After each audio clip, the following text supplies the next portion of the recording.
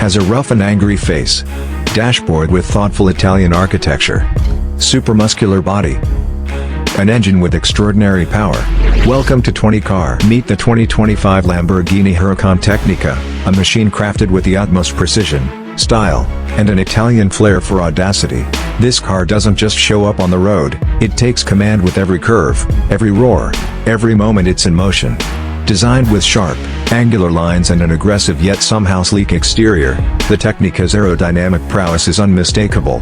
Sleek LED headlights and a low, wide stance give it that unmistakable Lamborghini signature. Step inside, and you're in a world where luxury meets performance.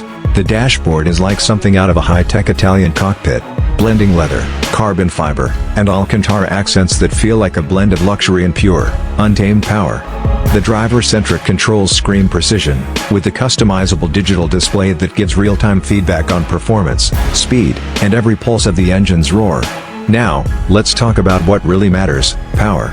The Huracan Tecnica houses a ferocious V10 engine that delivers 630 horsepower.